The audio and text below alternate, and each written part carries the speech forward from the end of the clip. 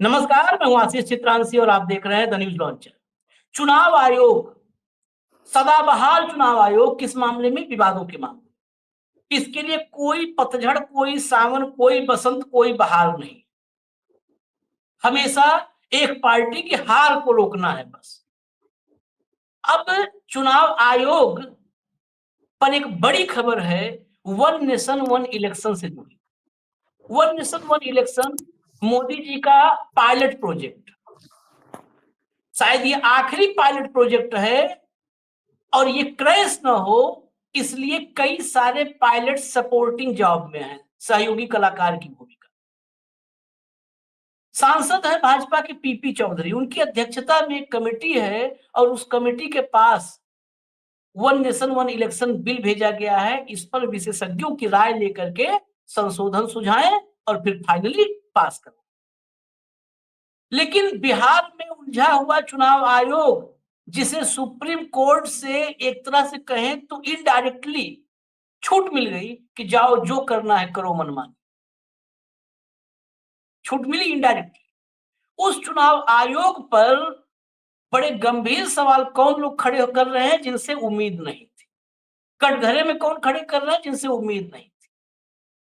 Supreme court के 4 पूर्व chief justice, 4 justice supreme court के, वो चुनाव आयोग की शक्तियों को लेकर के चुनाव आयोग को कटघरे में खड़ा कर रहे हैं। और जब चुनाव आयोग को कटघरे में खड़ा कर रहे हैं तो स्वतः मोदी और शाह कटघरे में नजर आ रहे हैं। हमें तो नजर आ रहे हैं, क्योंकि जो कुछ भी ताकतें दी गई हैं चुनाव आयोग को, ये सिर्फ और मोदी शाह प्रदत्त ताकतें हैं, इनके अलावा किसी ने नहीं दिया। भाव को लाइए, इस चर्चा में बड़े महत्वपूर्ण है, देश की चुनावी प्रक्रिया के लिए स्वागत है। क्योंकि वन नेशन वन इलेक्शन होने के बाद तो क्या होगा उसकी कल्पना से ही कई बार हम लोग सिहर जाते हैं। इतने भाषा, इतनी बोली, इतने भौगोलिक विविधताएं और उसमें वन नेशन वन इलेक्शन। कई लोगों ने कहा कि संवैधानिक रूप से तो इसको गलत नहीं कहा जा सकता, संविधान के मूल आत्मा पर ये कहीं से प्रहार नहीं करता। लेकिन चुनाव आयोग को जो असीमित ताकत दी जा रही है वो खतरनाक है। और सवाल उठाने वालों के नाम बड़े चौंकाने वाले हैं। जस्टिस चंद्रचूड़, उसके बाद दूसरा नाम मैं लूंगा थोड़ा जंप करके, जस्टिस रंजन गोगोई, राज्यसभा के सदस्य। फिर जस्टिस ललित, यूयू ललित, और फिर जस्टिस खेहर। जस्टिस ललित और जस्टिस गोगोई ने पहले सवाल उठाए थे, चंद्रचूड़ और जस्टिस खेहर, इन्होंने अभी बिल्कुल ताजा ताजा मामला है जो खबर हम आप तक लेकर के आ रहे हैं।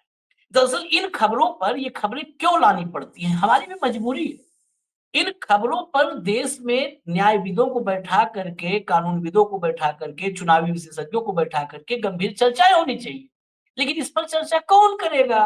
मोदी जी 41,000 किलोमीटर जहाज उड़ा के आए हैं, इस पर देश में चर्चा हो रही है। लग रहा है कि वही पायलट थे। अरे अब जहाज में बैठ जाना है, लग्जरी जैसे उड़ता रहे, पूरे परिक्रमा करते रहो। बाली इतना परिक्रमा नहीं किया धरती जितना मोदी कर दी है। चलिए खबर दिखा देते हैं और भाव के पास चलते हैं सीधे। खबर लाइए जरा स्क्रीन पर। ये खबर है, खबर के भीतर पूरा एक एक पॉइंट और इस रिपोर्ट को भी भाव दिखाएंगे। 4 CGIs raised red flag. EC power to delay simultaneous election may not pass muster. It is learned that on Friday, former CGI JS Kher and DY Chandrachud expressed doubt whether the power of EC to decide if simultaneous poll can be delayed for a state is constitutionally permissible. संवैधानिक रूप से इसे permission मिल सकती है नहीं, इसकी संवैधानिकता पर कई सारे सवाल खड़े हुए हैं। अब हटा दीजिए, बाकी एक एक रिपोर्ट आप सीक्वेंस में दिखाइएगा। भाऊ अंग्रेजी में सब बेहतर तरीके से बताएंगे। भाऊ आपके हवाले, पहले दर्शकों को रिपोर्ट समझा दीजिए। हाँ बिल्कुल। देखिए जो रेड फ्लैग जो बोलते हैं हम, कि जो उन्होंने बताया कि संभावित धोखा क्या है। सभी का कहना है कि भारतीय संविधान के अनुसार चुनाव आयोग चुनाव करवाता है। यदि वो इकट्ठा चुनाव करवा सकता है तो वो भी चुनाव आयोग को अधिकार है, हम्म, लेकिन करेगा कैसे? कोई राज्य यदि इलेक्टेड है और 2 साल उसका बचा हुआ है हम्म, और उन्होंने विधानसभा भंग कर दी हम्म, रिक्वेस्ट पे, हम्म, तो आप चुनाव मोड में उसको ला सकते हैं। हम्म, लेकिन 1 साल के अंदर उनको चुनाव करवाना होता है। यदि बाहरी आक्रमण हो या देश में ऐसी प्राकृतिक आपदा हो जिसके चलते चुनाव नहीं हो सकते, उसी में ही चुनाव आयोग को जगह मिलती है कि चुनाव आयोग थोड़ा समय ले सकता है। लेकिन 1 हम्म, साल के भीतर लोगों की अपनी सरकार आनी चाहिए। पेच फँसता है आशीष जी कि किसी की चुनाव अगले महीने है। उदाहरण के तौर पे बिहार में चुनाव नवंबर में है हम्म, और वन नेशन वन इलेक्शन के चक्कर में बिहार में चुनाव आप नवंबर 2027 में करवाएँगे। हम्म, तो 1 साल क्या होगा वहाँ पे? हम्म, 1 साल और तो कोई सरकार रह नहीं सकती वहाँ पे। चुनाव आयोग को विधानसभा भंग होने पर समय के पहले चुनाव करवा सकती है, हम्म, लेकिन चुनाव आयोग किसी भी सरकार को 5 साल से ज्यादा का समय अपने आप नहीं दे सकता। हम्म, आपने कहा कि 2029 पे हमने तय कर दिया है कि वन नेशन वन इलेक्शन होगा। हम्म, तो बिहार असेंबली अभी 2025 में जा रही तो 29 तक उसको खींच लो। हम्म, यही सरकार रहने दो। ये नहीं हो सकता। ना, चुनाव आयोग किसी भी सरकार को 5 साल से ज्यादा का समय देने का अधिकार ही नहीं है। और वन नेशन वन इलेक्शन में आपको कुछ राज्य ऐसे होंगे जिनके चुनाव इमीडिएट होंगे, उन्हें कुछ और एक्स्ट्रा समय देना होगा। हम्म, ये आपका संविधान कतई अलाउ नहीं करेगा, हम्म, क्योंकि आपकी सरकार 5 साल के लिए चुनी जाती है। 5 साल के बाद सरकार को फिर से अपना जनमत संग्रहण करना ही होता है। हम्म, या तो सत्ता में वापस आएगी या विपक्ष में बैठेगी। हम्म, इस देश की जनता तय करेगी कि 5 साल बाद उनके ऊपर कौन राज करेगा। राज्य की बागडोर ये चुनाव आयोग नहीं करेगा। और one nation one election bill में चुनाव आयोग को ये अधिकार दिए जा रहे हैं कि वो किसी राज्य का समय एक्सटेंड कर दिया जाता करेगा। और चारों जो हमारे पूर्व मुख्य न्यायाधीश है सर्वोच्च न्यायालय के, चारों ने इस बात पर ऑब्जेक्शन लिए। उन्होंने कहा हम्म, कि ये आप असीमित अधिकार दे रहे हैं चुनाव आयोग को, हम्म, और ये इसलिए बोल रहे हैं कि ये चुनाव आयोग को वन नेशन वन इलेक्शन के चक्कर में तो आप असीमित अधिकार दे रहे हैं, हम्म, लेकिन चुनाव आयोगों को ये अधिकार मिलने के बाद कल चुनाव आयोग ने ये तय कर लिया कि बिहार का चुनाव अब 2029 में करेंगे। नीतीश कुमार और 4 साल पर प्राइम मिनिस्टर चीफ मिनिस्टर बने हम्म, रहेंगे। तो आप चुनाव आयोग को गलत नहीं बोल सकते, क्योंकि ये बिल चुनाव आयोग को अधिकार देगा। हम्म, उस अधिकार को आपको इस बिल के साथ जोड़ के पढ़ना होगा, लेकिन क्या हम्म, चुनाव आयोग ऐसा करेगा? हम्म, चुनाव आयोग तो अपने हिसाब से परिभाषा करेगा। जब भी कोई अधिकार आपको मिलते हैं तो उस अधिकार किसी चीज से जुड़ के आते हैं। लेकिन आपने सिर्फ अधिकार अधिकार की बात करी और जिस चीज से रेफरेंस से वो आए हैं उसका रेफरेंस ही लेने से मना कर दिया, तो हम्म, आप गलत भी नहीं हो सकते और आप सही भी नहीं हो सकते। हम्म, मोरली आप गलत हो सकते हैं लेकिन टेक्निकली आप सही हो सकते हैं, और इसका फायदा चुनाव आयोग या चुनाव आयोग को अपने कंट्रोल में रखने वाली राजकीय दल उठा सकते हैं। इसलिए उन्होंने कहा कि ये असंवैधानिक होगा यदि इस बिल के तहत चुनाव आयोग को यह अधिकार दिए जाए कि चुनाव आयोग किसी राज्य का कार्यकाल बढ़ा सकता है। मैं भाऊ 2 मिनट के लिए डिटेल आ गए हैं, पूरे डिटेल जो बैठक में हुआ, कितने देर बैठक हुई। 6 घंटे से ज्यादा की बैठक थी, 6 घंटे। 2.5 घंटे जस्टिस खेहर ने अपनी बात रखी है और 3 घंटे रखी है जस्टिस चंद्रचूड़ ने। दोनों ने क्या कहा कि बिल संविधान के मूल ढांचे के हिसाब से तो ठीक है, लेकिन हम्म, इसके कुछ खास पहलू कानूनी रूप से सही नहीं है। कुछ प्रावधानों पर आपत्तियां इसलिए हैं क्योंकि ईसी को व्यापक शक्ति दे दी गई है। मैंने वही तो कहा। अनुच्छेद रंजन गोगोई ने कहा कि अनुच्छेद 82A5 के तहत ईसी की जो शक्तियां दी गई हैं ये गलत हैं। 4 जस्टिस ने सीजेआई यूयू ललित तो नाम हम बता चुके, इन्होंने इस पर बात कही। चंद्रचूड़ ने कहा है कि संवैधानिक चुप्पी, one nation one election bill में संवैधानिक चुप्पी है। बिल में कुछ ऐसी बातें हैं जो स्पष्ट नहीं है।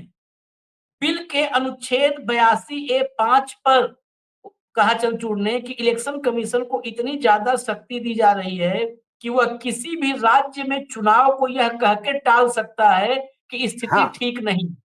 कोई मैंने किसी वही भी तो कहा। राज्य में इतना बोल के चुनाव टाल सकता है भाई कि स्थिति ठीक नहीं। अभी अभी अभी बिल क्या के है, मुताबिक अभी हम्म, अभी अभी ये सवाल है कि हम्म, चुनाव आप तभी टाल सकते हो जब बाहरी आक्रमण हो या हम्म, आपदा हो, प्राकृतिक आपदा हम्म, हो। ये दो हम्म, चीजों के सिवाय आप चुनाव टाल नहीं सकते। हाँ, और यदि हम्म, आपने ये चुनाव आयोग के विवेक भी छोड़ा हम्म, तो चुनाव आयोग तो हर दूसरे दिन चुनाव करवाएगा तमिलनाडु में, बंगाल में, और महाराष्ट्र में कम से कम 25 साल तक चुनाव नहीं होंगे। हम्म, चुनाव लायक तो माहौल नहीं किसान, है। नहीं नहीं, चुनाव लायक माहौल नहीं है। 3 महीने में 700 से ज्यादा किसानों ने अपनी जान दे दी भाई। हम्म, सरकार पहले किसानों का प्रॉब्लम सॉल्व करेगी, 8-10 साल उसमें लगेंगे, उसके बाद देखेंगे चुनाव। हम्म, फिर एक बाढ़ आएगी, ड्रीम लाइनर कैश हो गया अहमदाबाद में, तो अब गुजरात में चुनाव नहीं होंगे 5-10 साल। भाई आप 260 लोग गए हैं, अब इसकी इंक्वायरी वगैरह होगी, तब तक ये सरकार चाहिए, दूसरी सरकार कंफ्यूज हम्म। हो जाएगी। यही सरकार रहेगी 10-15 साल। अच्छा, बयासी जब ए आपको, पांच में हाँ, एक और गजब चीज है, गजब चीज है। हम्म, ये जिस पर इन लोगों ने ध्यान किया है, आकर्षित किया है कि ईसी किसी राज्य में चुनाव को टाल सकता है। उसे लगता है कि लोकसभा चुनाव के साथ वहां चुनाव नहीं करवाए जा सकते, टाल देगा, वहां पे 1 साल बाद करवाया। लेकिन उस राज्य की विधानसभा का कार्यकाल लोकसभा के कार्यकाल के साथ ही खत्म हो जाए। मतलब मैंने लोकसभा के क्या साथ कहा, नहीं करवाएंगे, कहेंगे 2 साल बाद करवाएंगे, लेकिन खत्म लोकसभा के साथ हो जाएगा।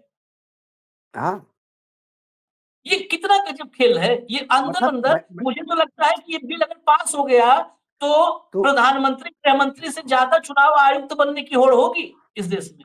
सवाल ही नहीं उठता, हाँ, सवाल ही नहीं उठता। फिर वो प्राइम मिनिस्टर थोड़ी बोला चुनाव आयुक्त नियुक्त हो गए, वही देख चलाएंगे, हाँ, हाँ, वही देख चलाएंगे। हम्म, हम्म, और ये ये चुनाव आयोग को असीमित अधिकार क्यों दिए जा रहे हैं? हाँ, हम्म, क्योंकि चुनाव आयोग आपने आपका रबर स्टैंप बना के रखा है। हम्म, हम्म, वो एक कठपुतली है जिसके डोर सरकार के पास है। हम्म, चुनाव आयोग में नियुक्तियां ही असंवैधानिक है, हम्म, क्योंकि जहां पारदर्शिता नहीं, हम्म, यदि चुनाव आयोग सत्ता में बैठे हुए लोग जिस राजनीतिक विचारधारा के हैं वही चुनाव आयोग में लोग की नियुक्ति होगी, तो फिर हम्म, चुनाव आयोग कैसा ट्रांसपेरेंट बात कर सकता है? हम्म, भाई भाजपा की सरकार है और महाराष्ट्र का राज्यपाल कोई कांग्रेस के नेता को तो नहीं बनाया जाएगा ना।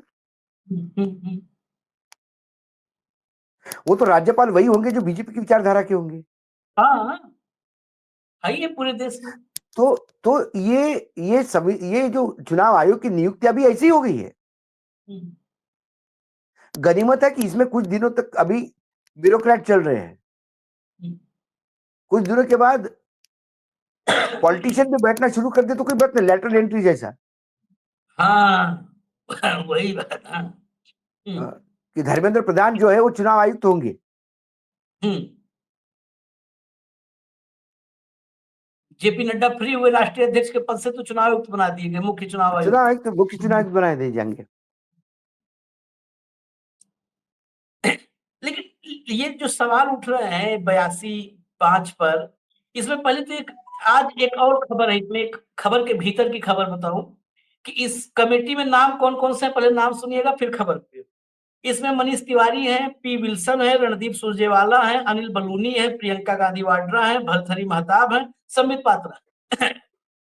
मनीष तिवारी ने बड़ा लॉजिकल, मनीष तिवारी विदेश अभी गए थे तो बड़ा उनके भीतर का मोदी प्यार छलकने लगा था, लगा कुछ जगहों पर, लेकिन बड़ा लॉजिकल सवाल खड़ा किया है। जब लॉजिकल बात कोई करेगा तो हम लोग तो उसको लाते हैं साहब। मनीष तिवारी ने जस्टिस खेहर और चंद्रचूड़ दोनों से कहा, जब दोनों को बिठा कर सुन रहे थे, कि यह तो मान लिया कि बिल संविधान के मूल ढांचे के अनुरूप है, चलो मान लेते हैं, लेकिन लोकतंत्र सिर्फ एक विचार नहीं है।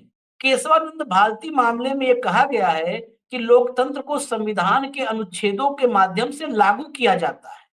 उन्होंने कहा, अगर चुनावी चक्र में बदलाव आया है तो यह इसलिए हुआ क्योंकि संविधान ने इसकी इजाजत दी है, तभी चुनावी चक्र में अलग अलग राज्यों में अलग अलग टाइम पे चुनाव हो रहा है। अगर सभी राज्य बराबर हैं और किसी एक विधानसभा के कार्यकाल को दूसरे के साथ मिलाने के लिए कम किया जाता है तो एक राज्य दूसरे राज्य के अधीन हो जाएगा, जो कि संविधान के बिल्कुल, मूल ढांचे का उल्लंघन है। बिल्कुल। बहुत लॉजिकल बात है। मैं फिर कहता हूँ दर्शकों को और सिंपल भाषा में, जो विधानसभा चुनाव जीत के आने के बाद 5 साल का उसका कार्यकाल होता है। हाँ। चुनाव आयोग 5 साल के कार्यकाल के पहले भंग नहीं कर सकती। हम्म। चुनाव आयोग 5 साल के बाद एक्सटेंशन दे नहीं सकती। हम्म। ये विधानसभा तय करेगी कि यदि उनको भंग करके 1 साल पहले इलेक्शन लेना हाँ। है तो हाँ। वो भी इसलिए कि जब विधानसभा ही भंग होगी हम्म। तो चुनाव करवाने पड़ेंगे। बिना विधानसभा भंग होके, देखिए जब राष्ट्रपति शासन लागू होता है तो वो सस्पेंशन में जाती है विधानसभा, हाँ, सस्पेंड होती है। भंग नहीं होती, सस्पेंड होती है। हम्म। विधानसभा भंग सिर्फ विधानसभा में चुन के आए हुए लोग ही कर सकते हैं। और जब विधानसभा ही भंग हो गई, जब विधानसभा एग्जिस्ट में नहीं है, तो 1 साल के अंदर वहां चुनाव करवाना ये चुनाव आयोग का संवैधानिक दायित्व है, उससे वो मुंह मोड़ नहीं सकता। हम्म। लेकिन क्योंकि मुझे वन नेशन वन इलेक्शन करना है, इसलिए 2 साल के बाद आप अभी बाकी 3 साल छोड़ दो। हम्म। मैंने इसीलिए कहा क्लियर कट, हम्म। जहां भाजपा की सरकार है वहां मोदी जी रिक्वेस्ट कर सकते हैं कि आप चुनाव जरा विधानसभा भंग करो। हम्म। ये विधानसभा भंग के रूट से चुनाव करवा सकते हैं उसके साथ। हम्म। लेकिन कल स्टैलिन ने बोला कि मैं नहीं करूंगा भंग, हम्म। तो वन नेशन वन इलेक्शन के नाम पे स्टैलिन की सरकार आप भंग नहीं कर सकते। हाँ। ये अधिकार ही नहीं है आपको, क्योंकि उस राज्य के बेसिकली सरकार चुन के किसने दिया। हम्म। और यदि ये अधिकार मिल गए हैं चुनाव आयोग को, तो ये वन नेशन वन इलेक्शन के संबंध में अधिकार मिलेंगे। मैंने इसलिए कहा कि जब आपको कोई अधिकार मिल दिया जाता है, वो अधिकार किस रेफरेंस से है ये देखा जाता है, हम्म। उसके साथ वो अधिकार पढ़े जाते हैं। हम्म। सपोज ये बिल पास होता है और चुनाव आयोग को ये अधिकार मिल जाते हैं कि कार्यकाल के पहले वो चुनाव अनाउंस कर सकते हैं 5 साल के। हम्म। हम्म। ये इसलिए अधिकार दिए गए क्योंकि वन नेशन वन इलेक्शन करना है। हम्म। चलो सारी इलेक्शन हो गए, हम्म। तृणमूला फिर आ गई चुनाव जीत के। 1 साल बाद फिर तृणमूला सर या 4 महीने बाद फिर ये तृणमूला कांग्रेस की सरकार भंग कर देंगे हम्म। चुनाव आयोग, क्योंकि हम्म। चुनाव आयोग के पास अधिकार है, हम्म। जब चाहे तब वो विधानसभा भंग कर सकते हैं, मुझे विधानसभा के चुनाव अनाउंस कर सकते हैं। हम्म। तब हम चिल्लाते रह जाएंगे कि साहब आपको ये अधिकार एक बार के लिए मिला था उस बिल के रेफरेंस में। हम्म। वो बोलेंगे ना, ये अब हमारा अधिकार ही हो गया है, संवैधानिक अधिकार। तो जो लोग केंद्र में सत्ता में हैं और जो लोग अपना आदमी चुनाव आयोग में रखेंगे, वो इस देश में किसी भी विपक्ष की सरकार को चुनाव जीतने के बाद 2 महीने से ज्यादा नहीं रहने देंगे। 1 महीने की ज्यादा ज्यादा मतलब निर्लज्ज चुनाव आयोग हो तो वो चुनाव शपथ लेने के दूसरे दिन भंग कर देगा। मेरे पास अधिकार है, फिर से चुनाव होंगे इस राज्य में। तब तक चुनाव होते रहेंगे जब तक बीजेपी सत्ता में नहीं आएगी,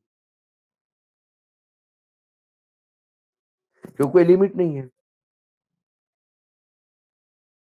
किस कोर्ट में जाओगे आप? इसलिए फिर मैंने कहा, ये वन नेशन वन इलेक्शन, ये जब तक सभी राजनीतिक दल इसको एंडोर्स नहीं करते, ममता जी ने भी बोला ठीक है मैं भी साथ में हूं, स्टैलिन ने बोला भी मैं साथ में हूं, कांग्रेस ने बोला हम साथ में हैं, और सब ने मिलकर जब तय कर लिया करना है, तो सब अपनी अपनी विधानसभा स्वयं भंग करेंगे और ऐसी स्थिति निर्माण करेंगे कि एक साथ इकट्ठा इलेक्शन हो। यही प्रोसेस हो सकता है जो इस देश के संविधान के मूल ढांचे के अनुरूप है।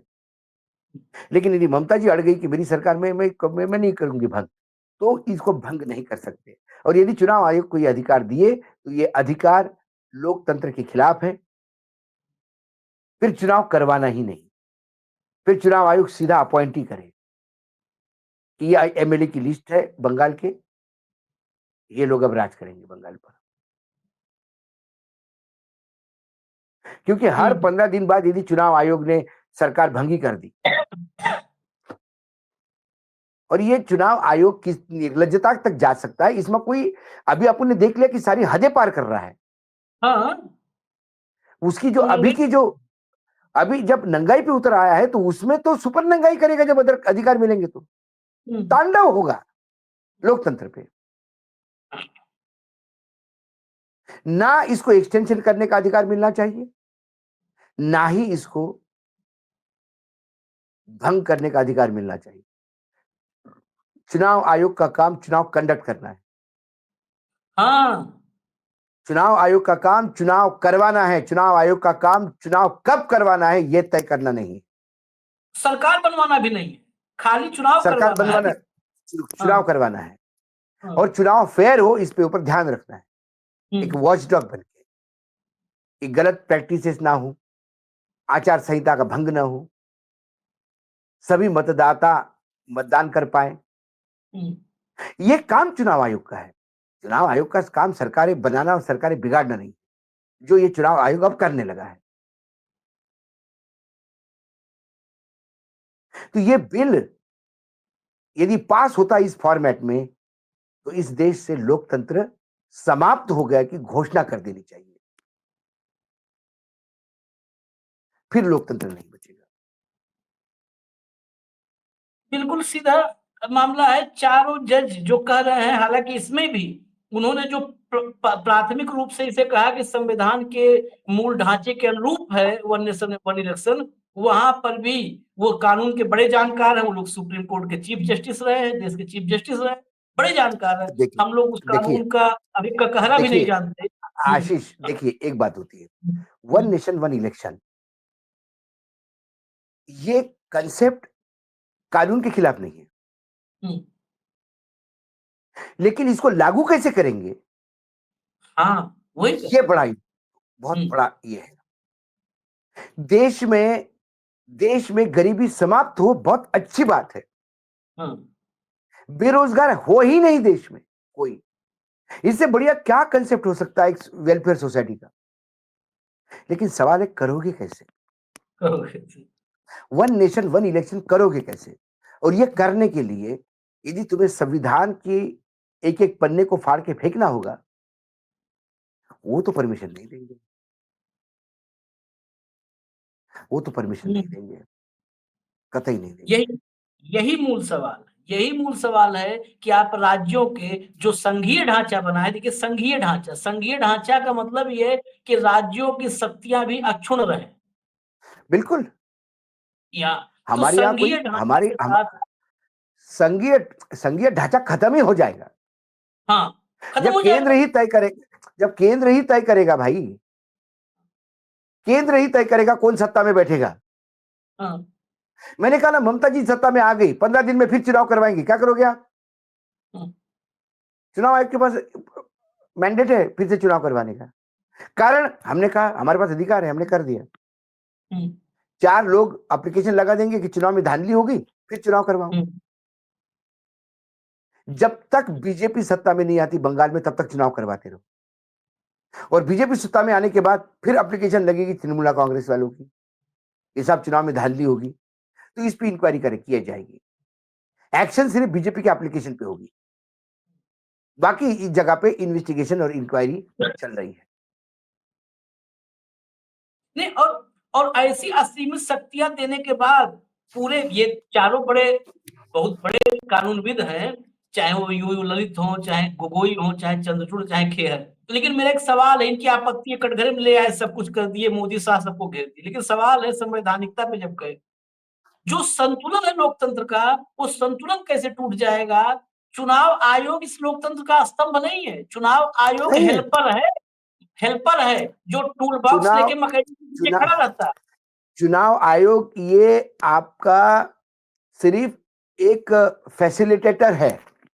वही तो, हेल्पर सेफ क्या, जो हम पीछे सेफ के हम पीछे खड़ा रहता है, प्याज होटल काट के ऊपर चढ़ा। होटल में जब हम कमरा बुक करते हैं तो हमने पैसा दिया, कमरा अलॉट हुआ। हम्म।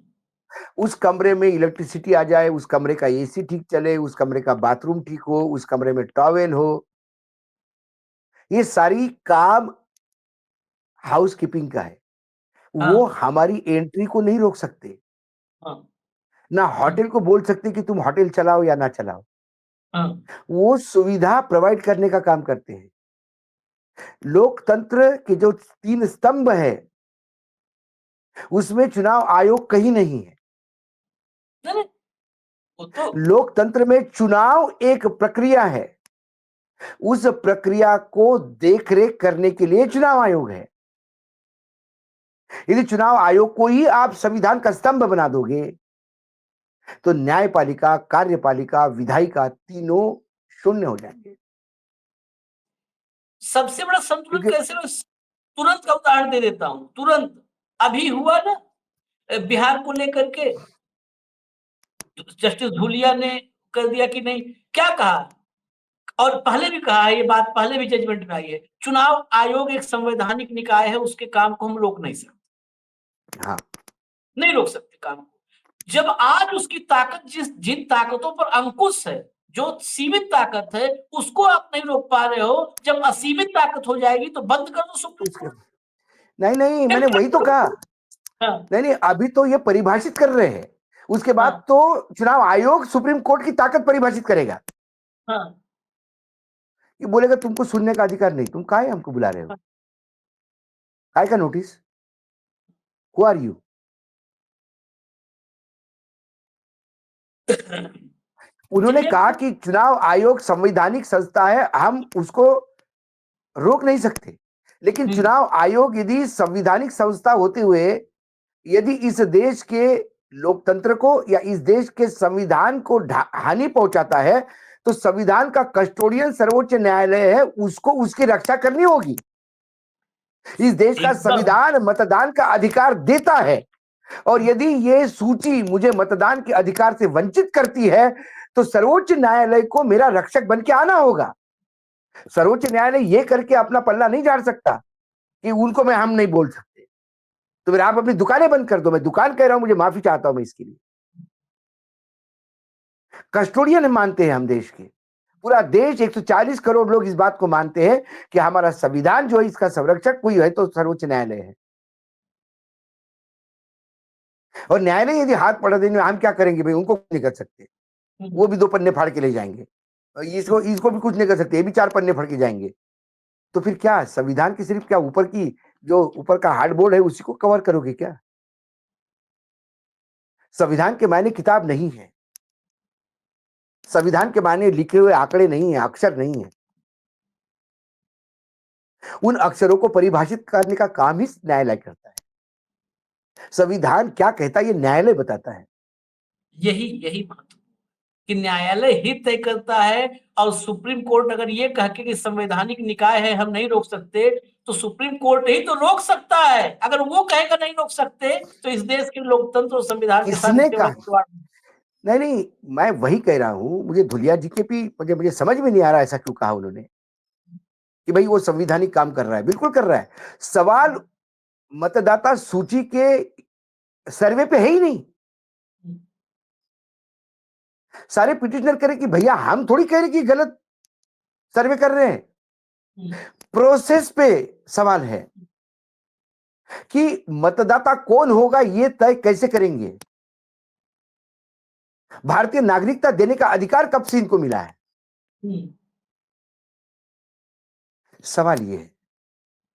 चलिए सवालों की इस लंबी श्रृंखला को अभी फिलहाल रोकते हैं, लेकिन सवाल तो जारी रहेंगे जब तक इस देश में लोकतंत्र और संविधान पूरी तरह सुरक्षित न हो जाए। और सुरक्षित हो जाए तो भी वॉच डॉग के रूप में सवाल पूछते रहना है, और हम पूछते रहेंगे। हमें अभी फिलहाल इजाजत दीजिए। धन्यवाद भाऊ, उसी बहुत बहुत उसी धन्यवाद। उसी उसी संविधान ने हमको बोलने का भी अधिकार दिया, सवाल हाँ, पूछने का भी अधिकार दिया, विरोध करने का भी अधिकार दिया, चाहे कोई भी हो।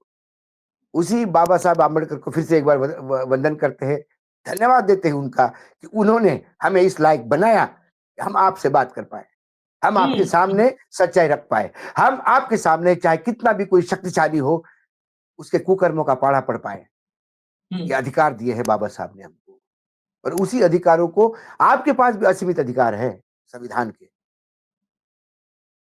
जनता हनुमान समझ के हम तो सिर्फ हनुमान चालीसा पढ़ रहे हैं। हे ज्ञान गुण सागर, तुम्हारी शक्तियां असीमित है। मतदान का अधिकार यह अपना अधिकार है, और ये किसी ने दिया नहीं है। आपका मतदान का अधिकार चुनाव आयोग नहीं देता, आपका मतदान का अधिकार सर्वोच्च न्यायालय नहीं देता, आपका मतदान का अधिकार आपको मुख्यमंत्री प्रधानमंत्री नहीं देता, आपका मतदान का अधिकार कैबिनेट सेक्रेटरी चीफ सेक्रेटरी नहीं देता। आपको मतदान का अधिकार ये संविधान देता है, संविधान। और उसकी रक्षा करने के लिए हमें आप जितनी लड़ाई लड़नी होगी लड़नी होगी। और यही आपके मतदान के अधिकार का उपयोग करके, आपके मतदान से यदि आप सरकार चुनते हैं, तो उस सरकार को बर्खास्त करने का या फिर से चुनाव करवाने का अधिकार, असीमित अधिकार, चुनाव आयोग को भी नहीं दिया जा सकता। चुनाव आयोग सेवक है, बाप बनने का प्रयास न करे। बाबा साहब आंबेडकर की जगह लेने का प्रयास न करें। नहीं, ये और देश, चुनाव आयोग ये प्रयास देश नहीं कर रहा है। चुनाव आयोग को इस देश का बाप बनाने की कोशिश सरकार न करे। नहीं चुनाव आयोग सरकार, को मैंने वही तो कहा, हम तो चुनाव आयोग को बोलेंगे क्योंकि चुनाव आयोग नहीं, अधिकार संवैधानिक है। चुनाव आयोग को मोदी जी दे रहे हैं भाऊ, ये नहीं, अधिकार मैंने वही मोदी तो जी कहा, मोदी जी दे रहे हैं, तो लड़ाई तो सबके खिलाफ होगी। मोदी जी चुनाव आयोग को इस देश का बाप बनाने की ये कोशिश न करे। यदि चुनाव आयोग यदि को यदि यदि चुनाव अपने हिसाब से करने का अधिकार चुनाव आयोग को मिल गया, कार्यकाल खत्म होने के पहले चुनाव आयोग को अधिकार मिल गया, तो फिर ये सीधा मतदाताओं का अपमान है। पॉलिटिकल जो एक प्रोसेस है उसके ऊपर बहुत बड़ा हमला है। हमारे न्यायाधीशों ने जरूर सवाल उठाए, और उस सवालों को आगे सिंपल भाषा में आप तक पहुंचाने का हमने प्रयास किया। ऐसे सवाल उठाते रहेंगे, और आपको लगता है हम सवाल उठाते रहें, लगातार हम भी लड़ ही रहे हैं। और वर्तमान में जो चीजें चल रही हैं उससे मैं बार बार आशंका रहती है, लेकिन संवादहीनता होने नहीं देंगे। यहाँ संवाद समाप्त होगा तो दूसरी जगह ढूंढा जाएगा, बोलते रहेंगे, सवाल उठाते रहेंगे। उसीलिए यदि हमें कहीं जरूरत पड़े बीच में, तो एक हम प्रयास कर रहे हैं कि कुछ रिजर्व बनाए। आपके सामने स्कैनर है, आप हमको देखते हैं, शेयर करते हैं, बहुत बड़ा साथ देते हैं, सच्चाई का साथ देते हैं, थोड़ी बहुत मदद कर सकते हैं, तो आप कृपा करके हाथ जोड़ के विनंती है कि जो आपकी ताकत होगी उस हिसाब से स्कैनर पे हमें डोनेशन देने का प्रयास करें। ये भी एक लड़ाई में हमारी मदद होगी। धन्यवाद भाऊ, धन्यवाद, धन्यवाद। धन्यवाद, धन्यवाद।